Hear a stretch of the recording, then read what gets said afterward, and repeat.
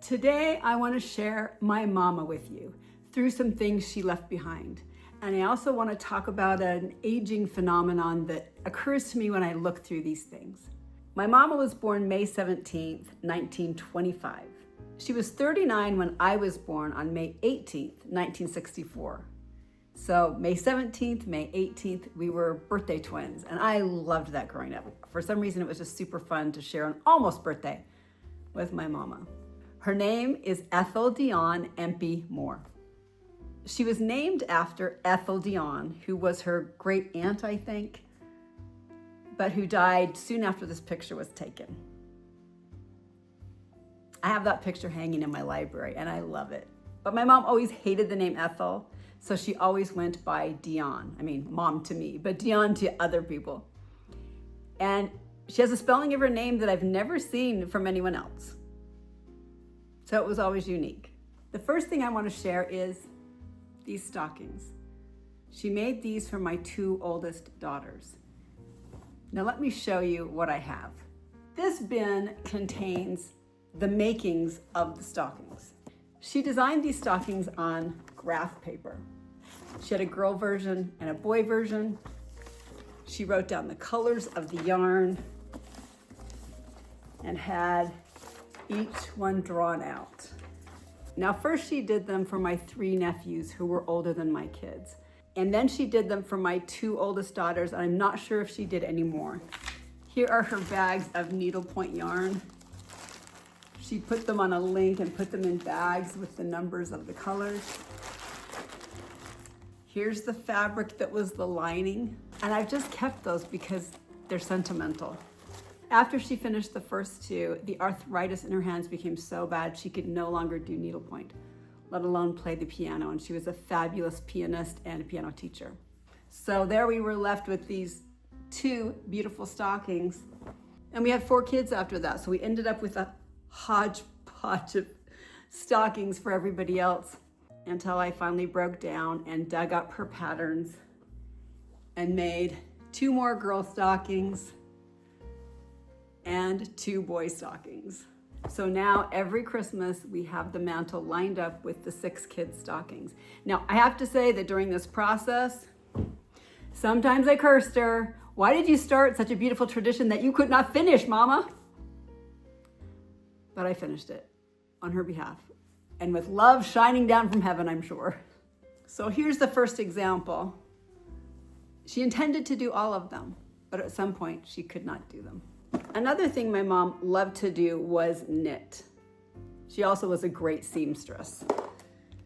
And I have a bin of her needles. Do I knit? No, I don't. I know how to knit and purl. That's it.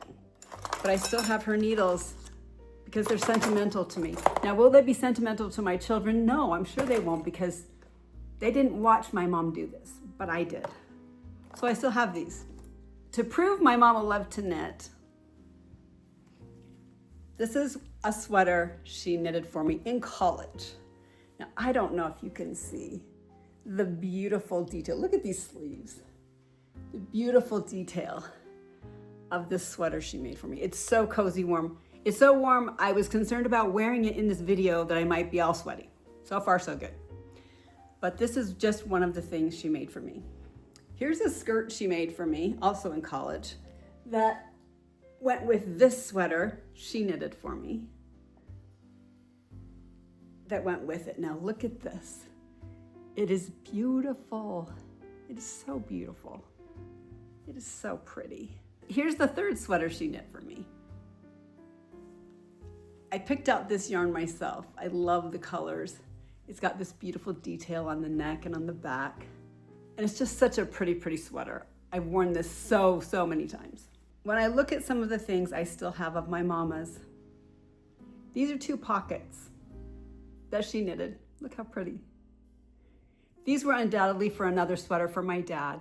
She made sweaters for her husband, my dad, for my brother, for my husband, for my brother-in-law. For every living human, she made sweaters. These were pockets that were someday going to be made into a sweater, but never made it.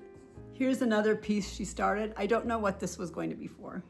Perhaps oddly, this is the most poignant to me.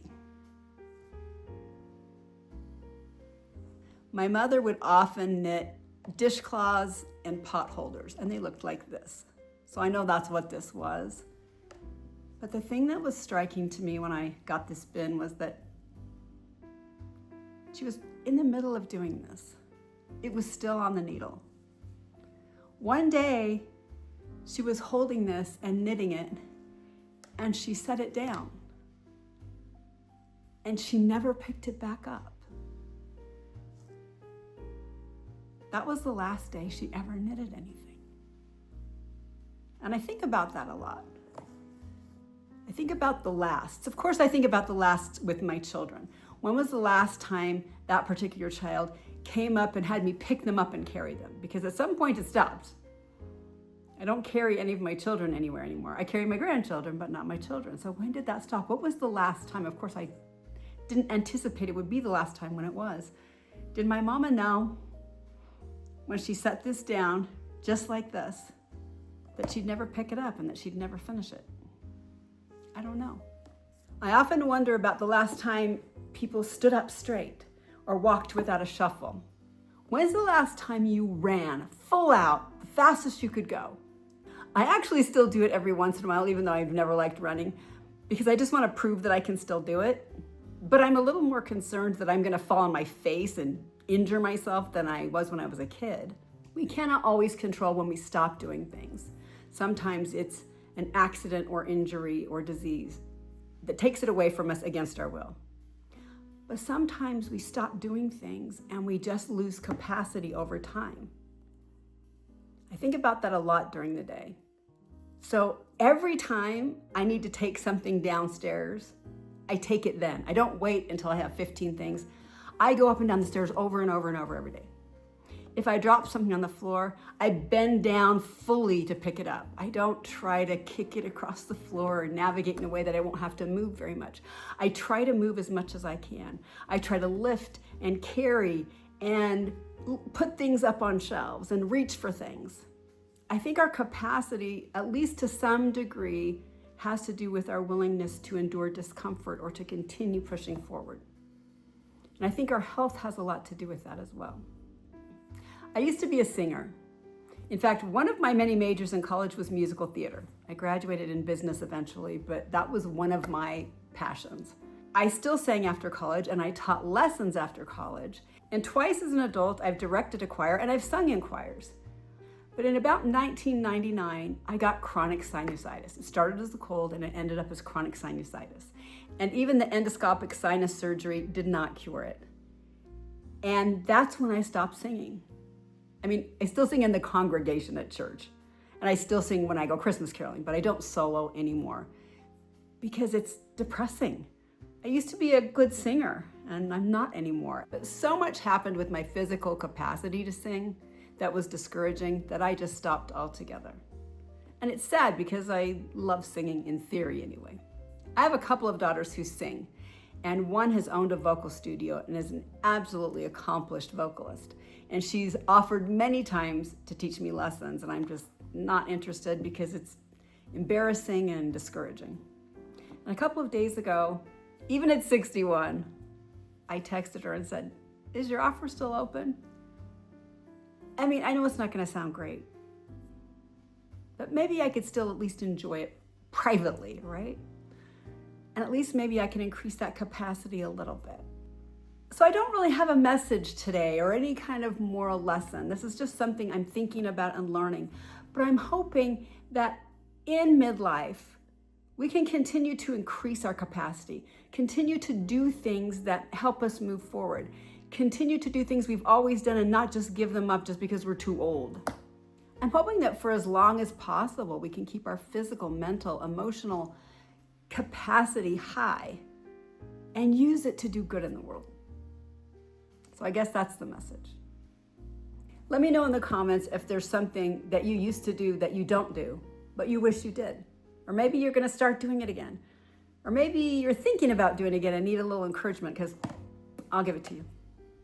Thanks for joining me on this little trip down memory lane with my mama. I hope you'll subscribe and stick around and share some things about yourself too.